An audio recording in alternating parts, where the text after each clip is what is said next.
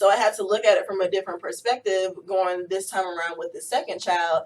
I'm like, okay, let me try to do this and be okay with this and like let him know that I'm okay with this so that he can live his best life and we can, have that freedom within our relationship to love on each other and trust each other and just know that everything's going to be all right. Yeah. So it was a moment, but we got out of it and we're good. Yeah. We're really good. Like it's definitely different being in this space now that we've kind of been through it. Sure. With the first child. Yeah. Now we like trust each other more and are like happier with our just lives, period. The way it's set up, yeah. Right, because I guess things just had to fall into place. Yeah.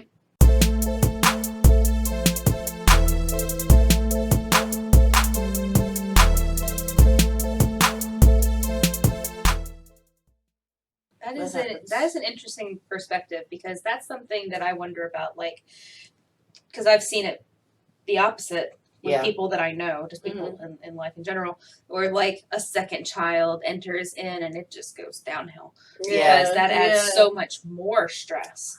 Yeah. But so for you, like it added more stress, but at the same time, like you guys are in a better place now. Yeah, I mean, because like I said, I just had to change the way that I was looking at the situation. Yeah. Sure. I had to tell myself, okay, this negative, pessimistic way that you're looking at this is not getting you to a place where you need to be to be able to function and be a good parent to your kids, to be a good mother, to be a good spouse. Like, at the end of the day, it's like that self-talk type of thing. And that was like one of my goals, like New Year's, new me, Yeah. So that was like one of my things to really address that negative self-talk, to get myself out of those mental merry-go-rounds that I do sometimes, because I'm like really what's the word? I guess obsessive, or like just like, what am I trying to say? I think about things a lot. I overthink things. Right? Okay, yeah. And so with me overthinking things, because I try to look at things from a bigger picture, and I'm trying to look at things like, okay, well, if I do this and this can happen, like I'm very crossing dots. You cross the dots if you want to. Right.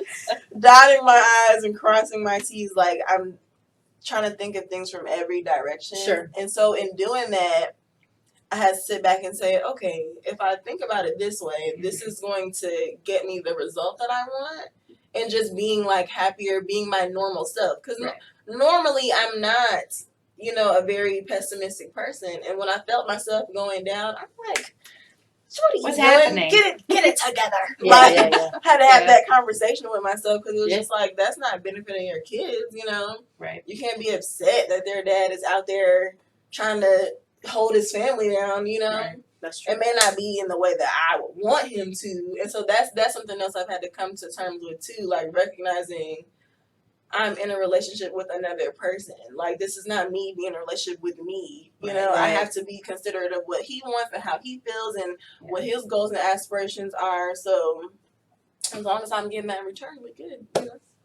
Yeah, that's crazy. Yeah. That's impressive. Like, cause okay, so I have a really good, easy setup, and I know that we're very fortunate that, my husband and I work opposite schedules. We don't have to pay for daycare. Neither of us work out of town. Like, we're very fortunate, and I know that, but I can tell you that I feel like a lot of times when so Oliver is also a very easy baby. Again, I'm very lucky. I know that. I don't take it for granted.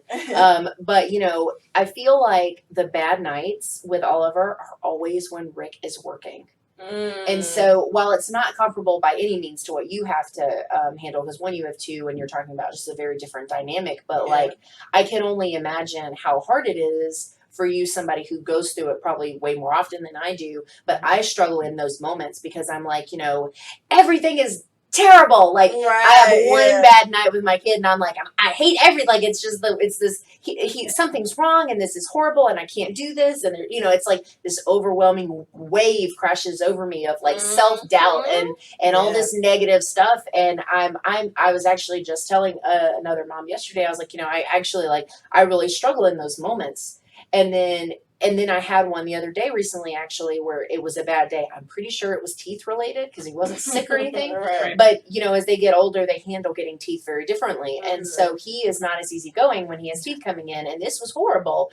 And Rick was here, and it was still terrible. So I'm very curious to see, like, what my next thought process will be, because I think the next time it happens, I'll be like, well, it wouldn't matter if Rick was here. But for some reason, I used to feel like if he were here, this would be easier, and that's not necessarily true. In a way, in a way, it could be easier for you emotionally because you have the physical presence. You know, he's there with the. But I still cried after it happened because I was still devastated. Because, well, first of all, it's like what you said about letting them cry. Like when they cry, your natural instinct as a mom is to fix it. Yeah. Like that's just natural go-to. Is like I got to make this right. What do I have to do to make it right? And then eventually, after a while, it turns from, you know, you're trying to fix it to, okay, I really can't stand, like, I can't stand this anymore. Like, listening to this is horrible. I mean, it's horrible. We don't want to hear it as people, let alone when it's our child, you know? It's like, you know, before you're a parent, you go to the theater and you're like, if you don't take that baby outside, you know, but then you become a parent and you're like, nope, still don't like that sound. Like, it's just this, like, repetition. But, yeah, it was interesting. It feels a little different, though. Not really. Not to you? No, to me, I can't stand when babies cry. Like, and it's not an anger by any means. I don't mean it in that way, but it's like, make it stop. Like, please. You just have this mentality of like, I am not built to listen to this when it's someone else's kid because I can't even handle it when it's mine. Like, because, and part of it is because we do have such an easy baby. So because he's so easy when he's not easy and he's having a rough day or he's upset about something, I'm like, I don't know what to do. Like, because I'm so used to that, like, laid back, like, he's happy and everything is great. But I just, that's a really good perspective. I really wish that I had that, like, strength of positivity in me, because I really don't. I'm a cynic by nature, so I'm naturally negative about everything. Melinda can attest to this. I've gotten yelled at. They're like, I don't want the positive side of things. I'm like, I don't know what else to do. I know. I'm just like, did you just listen for 5 seconds and like don't try to give me some positive ass spin on it? But yeah, so so I'm a cynic by nature. So when those things happen, like I need that, like, like rub off on me, because I need some of that, like, positivity, because that's really strong. That's awesome. One thing I can tell you is that I used to do that blanket effect thing, and I still kind of do that sometimes. Yeah. But I think just self-awareness is a good way to get yourself out of those spaces. Because I notice now when I am tumbling. Sure. I think my mentor, he calls it like a snowball effect, right? Sure. So you start with this one thing, and then it just boils down into all these things, and now your whole life is just terrible. Everything sucks, yeah. Right. And so I had over one bad day. Like, not even a day, just like an hour. One bad little thing could happen. You stub your toe. Now you hate your whole house. Look, you got out of the house. Like, it's horrible. And so I've had to catch myself, like, you're mad about things that didn't even happen. Like, you're snowballing you're doing this blanket effect, like putting this one problem over your whole life. And so just having that self-awareness and then coming back to, okay, well, what was the root of that problem, right? Like, why did I originally get upset, and addressing that, then you can snowball yourself back into a happy place, you know? Yeah. Well, and I'm sure the more you do it, the better at it you become, right? Right. So I'm you really catch yourself so much more. Yeah, I'm really good at catching myself when it's like when it first ends. I'm like, you know, I was so upset over that 5 minutes ago. And look at all these other really great days or really great things that we have, like, and I'm able to come back from it quickly when it's over. I have not mastered in the middle of. Yeah, and it's hard. I mean, I'm still struggling with it. So it's hard, but I know something else I've done is that I have like a wall in my room, and I decided I like cut out all these quotes that I like or things that just make me feel better. Sure. I just printed them out, laminated them, and put them on my wall. Okay. So now every morning I wake up, there's a big sign saying, "You got this, girl." Oh my gosh, it's like that little girl that's standing on the bathroom counter. Have you seen this video? It is so old. She's like 3, and she's up on the counter in the bathroom, and she has her hands in the mirror, and she says, "You can do this." Right. Yes. Like, yeah. All right, we're gonna have to look that video up later. Right. It is so cute. So it's like a but wall it's good of to wake up. positivity. Yeah, it's good for me. Yeah. Like I have a bunch of different quotes. And every day, like if I'm listening to something, I was watching Orange Is the New Black. Yeah. And Pusey said something to me that spoke. So I was like, type this up and put it on my wall. Yeah. So and I see that every day, and it's just like positive affirmation. You know, like I'm like I'm a big advocate of like energy. Sure. Like I definitely, because I guess ever since, like I said, that moment that I had with my son where I noticed that he really picked up on that, because he can't talk. You know, he can't. He can only sense because he's a child. He doesn't know. Yeah. And so ever since I had that moment with him, it really like tuned me into energy. You know, and just like being aware and things like that. And so putting that on my wall and seeing that every day, I feel like that's drawing positivity into my life.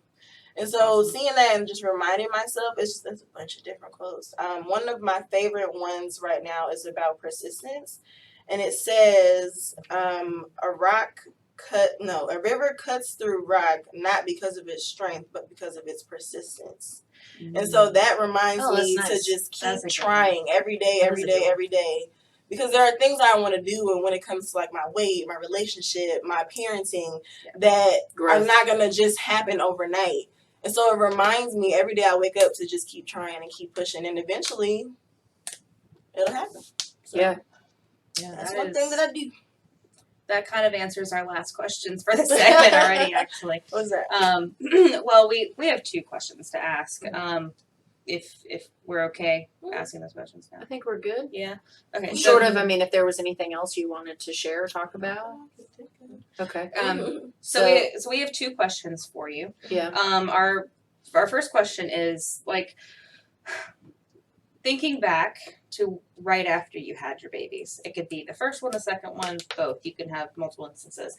Was there anything that you felt just completely unprepared for? Emotionally, like anything. I feel like the waking up every 2 hours, like when they were first born. Yeah. All right. That's where those no showers came into play. Because it was just like I cannot sleep. Like I was so tired. Yeah. And so sleep takes precedence over hygiene for sure. Oh my God. Yeah, for sure. Like there's no clean house, there's no clean clothes, there's no clean nothing. Like, and sometimes you don't eat for however long. Oh yeah, and that was a struggle too, because as you're trying to breastfeed, you have to take in stuff so that you can put out. Yep. And so that was definitely one of my biggest struggles. Trying to not be sleep deprived. Not be sleep deprived. deprived. I was so tired all the time. And it's just like, if you can have help, definitely get it. Like definitely have somebody. Yeah. I'm not not putting anything against single moms or, whatever like that, because I'm, single mom sometimes myself. But all I'm saying is, if you can wait to have a baby until you have a partner, you do that. Yeah. Because that is gonna help you so much. Like people, I have heard people say to me like, "Oh, I can't wait to be a mom. I'm just gonna go down to the clinic and get me some, and I'm just gonna have my own baby by myself." And I'm like, "Okay, girl, what you don't know is it takes a village. Okay, it legit takes a village, and don't think it's like because." Like I said, I have my partner, but I also have my mom is more involved now. Yeah. Some people that I went to high school with, they are my family. Like I'm the person that has like my friends are my family. Sure. And so if it wasn't for those people, it's just like where would I be right now? Yeah. Yeah. And so it's just like please. Like, don't think I'm not saying that you can't do it, because some people do it and it's very possible. Oh yeah. But I just advocate, exactly. It's harder. I advocate for it because it's just like some people lose themselves in being mothers. Yep. And they don't get to do things for themselves that they really want to do. And then all this time passes by. Right. Yep. And you end up in the hospital because you wasn't taking care of yourself when it comes to your health, when it comes to the way you're eating, when it comes to and it's not even always just about exercise and eating right, just like self-care. Watch a show, read a book, be able to relax. Yeah. Mental health is just so important. Absolutely. Yes. So important. I have to be like, look, you're going to take these kids. And I'm going to get in this tub, put these cameras on, and nobody come here and bother me because I need a moment. Yeah. And that's real. And when you choose to be a single mom, you don't get that. And you're going to go crazy. Yeah. So it's just like, don't do it. Like, I be telling my friends all the time, and like people will literally call me now. I have this one friend who lives in Florida, and she has friends that have baby fever. She will call her friends with me on the phone, and I will lay it down and be like, "Look, kids are great. I'm not saying it's great, but are you ready? Yeah, because you can never be 100% ready to be a mom. Yeah. Exactly. So I have to express that to people too. Like, don't think that you're going to wait until you're 30, 35 and it's going to have it all together. And it's just going to be like, yes. Right. Now. But you can prepare yourself in other ways. First of all, like, especially I have one friend, she's newly married, and they just got a house together and said, don't rush to have no kids. Enjoy the house. Enjoy your house. And the husband, yeah. Right. Go That's do hard, stuff. Because some people get married because they had a kid, That's true. But when you're fortunate enough to just get married and do you for a little bit, enjoy it. Like, because when your kids come, you ain't going to Jamaica. Yeah. Not for a while, anyway. Right. Not for a while, anyway. Not for a while. Yeah. I'm sitting here like, oh, I can't wait till my kids are old enough to babysit themselves. Yeah, at least one of them can watch the other one, or at least old enough to spend a week at the grandparents' house. Yes. So she said, yes. And see, everybody thought because my son, my oldest, he just went to St. Thomas with his grandmother for the whole summer. Yeah. And everybody thought, oh, you got a break. I'm like, I have a whole other child. What do you mean? And now my sort of babysitter is gone, so I don't even have that support anymore. Right. So it was, because with Kai though, he's easier. Okay. Because he's not like into stuff and like running around and just racking my brain. It's different, yeah. Right? It's a different type of busy, Sure. Right. And so fair. I'm better able to deal with him by myself compared to dealing with both of them. That's fair. So there's that. I could wake up a little bit later. But now I'm just ready for them both to be able to go grandma, so that me and Bae could just have a whole summer to ourselves. Like, yeah, really. I'm ready for that. I'm waiting on it. I think just the last question we had out of the last two was, what is one piece of advice or warning that you wish you had about being a parent that you feel would have helped in some way prepare you for what it was going to be like to be a mom? First, second, however you want to. Both. Both. Yeah. Wait, repeat the question. Like one piece of advice or a warning you wish someone had told you that you feel would have actually made a difference. Ooh, that's a hard question.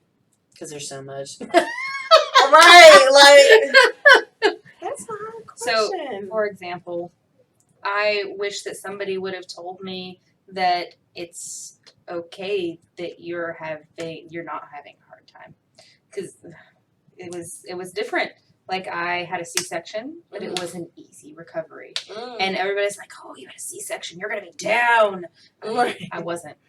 Yeah. And I wish somebody would have told me it was okay to feel, to be, it was okay to be okay. Right. And because I felt guilty about it. Like, I didn't want to tell people, oh, no, I'm fine. I didn't want them to know that, because then it made me feel guilty about being okay. Yeah. So it could be like that. It could be anything. Yeah. That, like, if somebody would have told you that, it would have helped. It would have made a difference. What about you?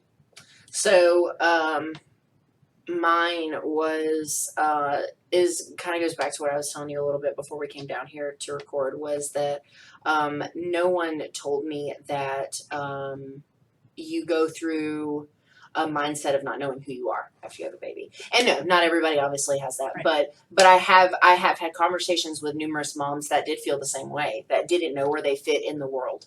So, just kind of some of the things, like, that's probably, honestly, that's probably the only thing, because a lot of times when people give advice when you're pregnant, you're like, and you don't want to hear it, or you don't care, or you just, like, whatever the case is. But I think I wish that a mom had said to me, hey, just in case this happens to you, it happened to me, it happened to so-and-so, don't feel overwhelmed if you don't know who you are anymore.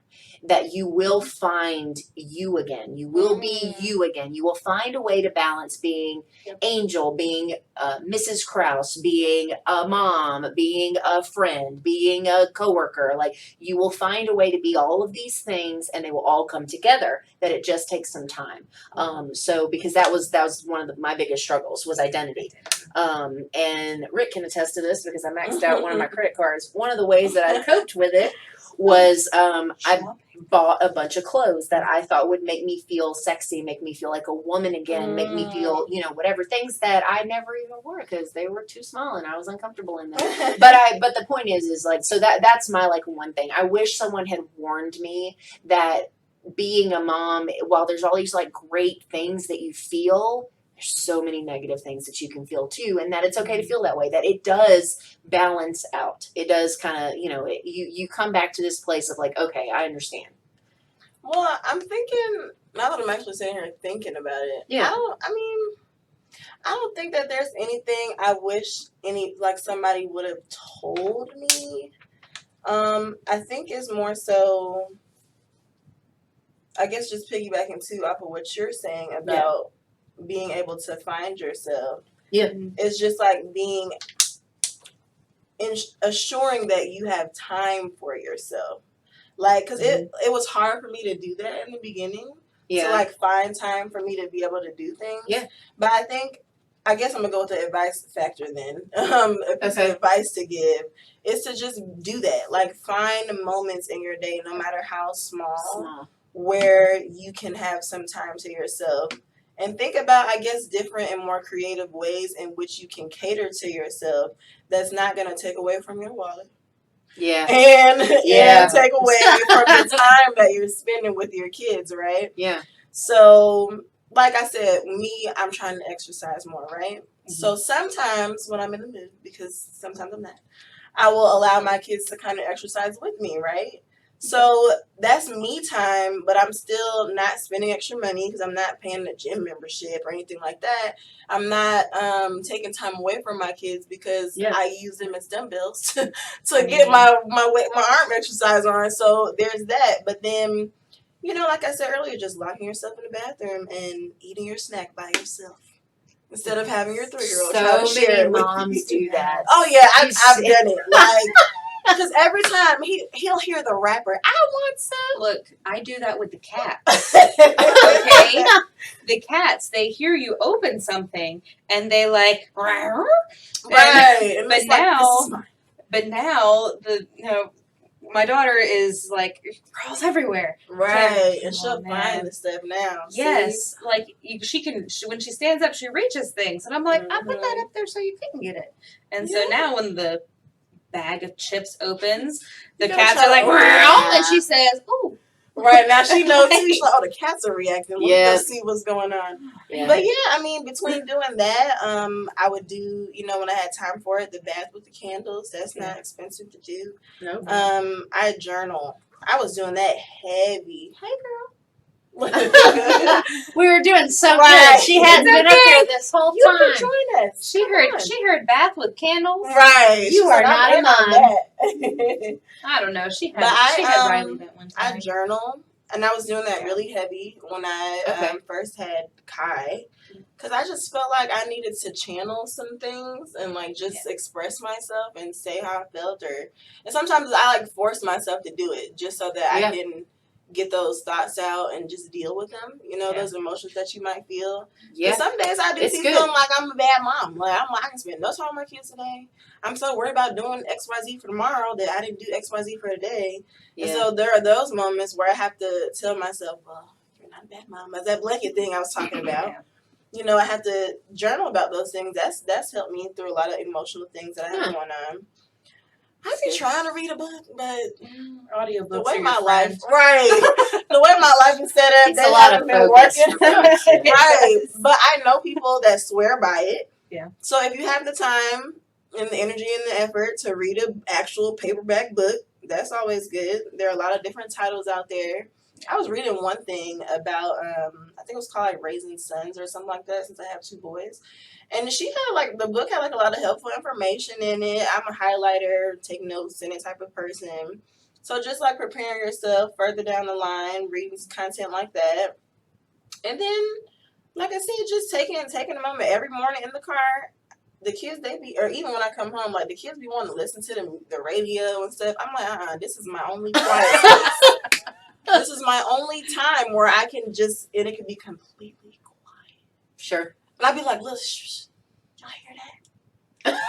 No. And I'd be like, what I'm like, it's nothing. Shh. Keep it that way. So it just because I know for me personally, that's like a crucial thing, like having quiet time. I be needing that. That'd be the only reason I would ever get a minivan, so the kids can have their headphones on. Right, and the watching TVs, the TV. and I'm just enjoying my silence. Because sometimes you just get so caught up in the hustle and bustle of being a mom and trying to balance that and find yourself. And sometimes you just need a moment, and you don't have to be praying, you don't have to be thinking.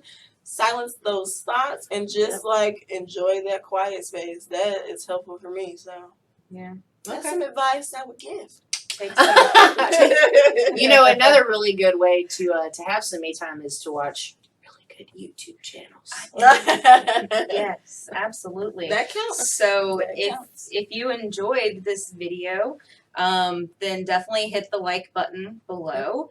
If you feel like this is something you would like to build this village with us and follow our journeys with our friends and with us, then hit the subscribe button. You know, our social medias are below: Instagram, Twitter, Facebook. We like to post, momspiration every day because, like, momistly, that's what we need. You know, that is absolutely what we need. Thank you so much for being with us. Yeah, today. thank you. We appreciate it. And for taking time away, from your kids and stuff today to come hang out. Yeah, be all right. Some you time. We'll call it us time today. Us time today, yeah. You need that too. Some time with your girlfriends just to talk and chill and relax. Absolutely. Talk with other moms. Yeah, we'll have wine afterwards. But thanks for being with us today, guys, and we will see you next time. Bye.